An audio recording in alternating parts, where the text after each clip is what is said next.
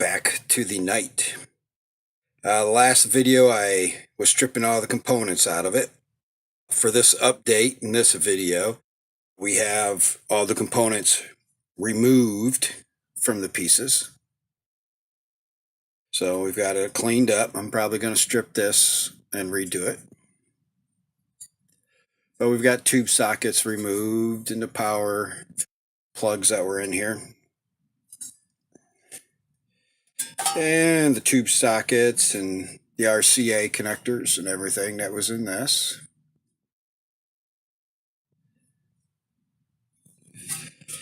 And what will probably be happening when I set this amp up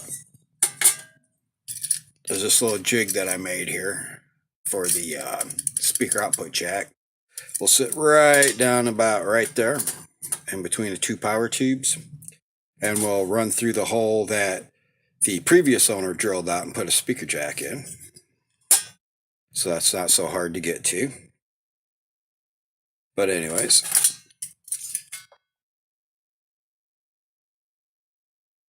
here's a couple pictures of the paint stripped off the chassis.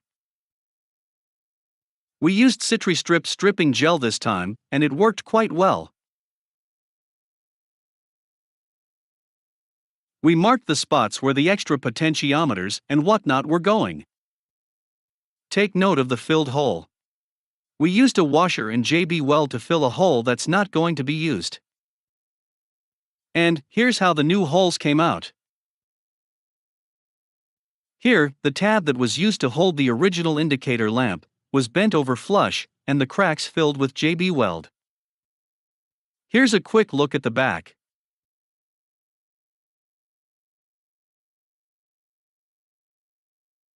Time for a little red Bondo glaze to smooth things out a little more.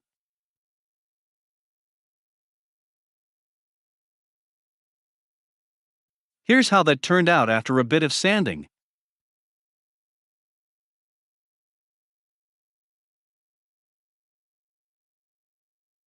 And after some primer, this is what we have.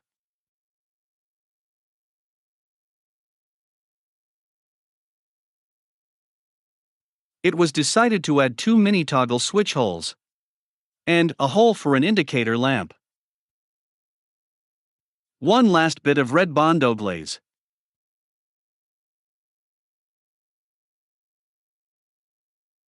So, with a few hand tools, a power drill and some sheet metal, it was time to make some plates, like these, to cover up unused holes in the chassis. We taped the plates on, marked the holes with a magic marker and drilled them out. And here's what it looks like bolted in place.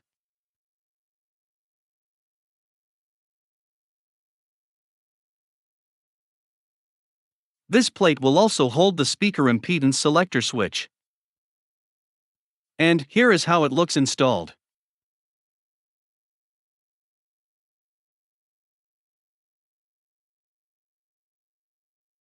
Last but not least, a plate to cover up the unused holes where the 2-prong power receptacles were.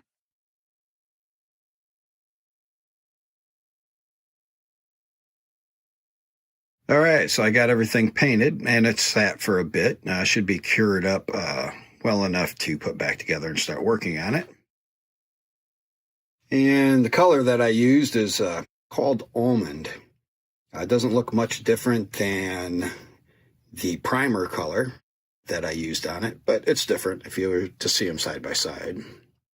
These are the plates that are made to cover up the holes and whatnot. And this is a plate that was a little jig that was made up to hold the speaker output jack. And let's see, maybe I better move some of this out of the way here.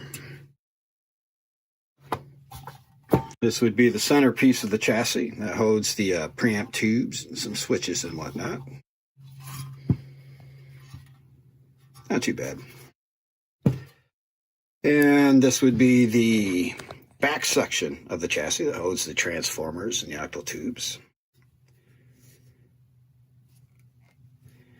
And here's a look at the main section of the chassis. I'm hoping to use decals to label things here in the front, which will mean I have to put the decals on, then let it set and dry, and then clear coat it and let it set and dry some more. But yeah, be worth it if it comes out all nifty like. Let's look at the back real quick. And also did paint up the cover for the chassis. And this color is called pistachio, which I think actually the pistachio and the almond work well together. Kind of a vintage vibe going on there, I think.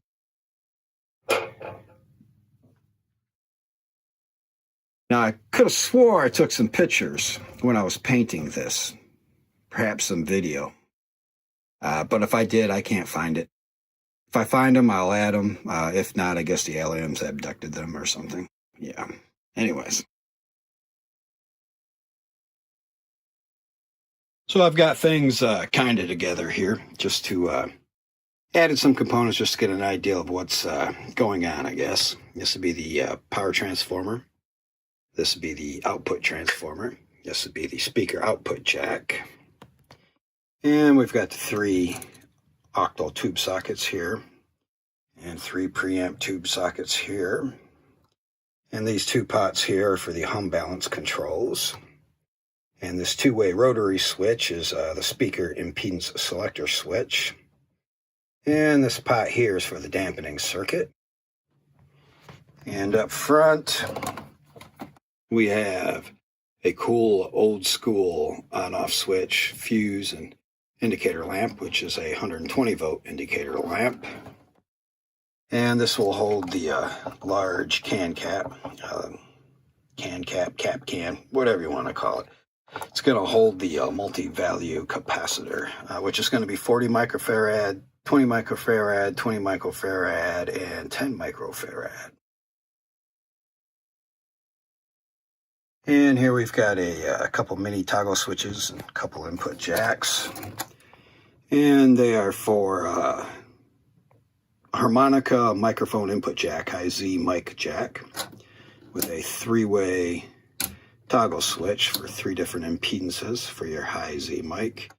And this will be a guitar input, which will just be high and low.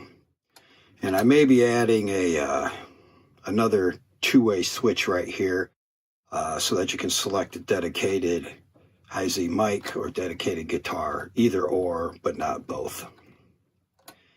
And at the moment, planning on having a volume, bass, middle, treble tone stack, and a master volume. And let's see, get a quick look at the back here. And there's those preamp tube sockets and the hum balance controls and the impedance selector switch and the potentiometer for the dampening circuit.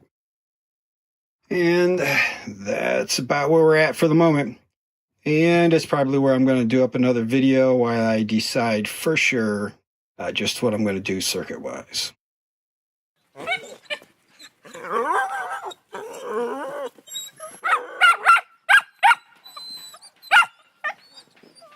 Sit, Bugzilla, sit.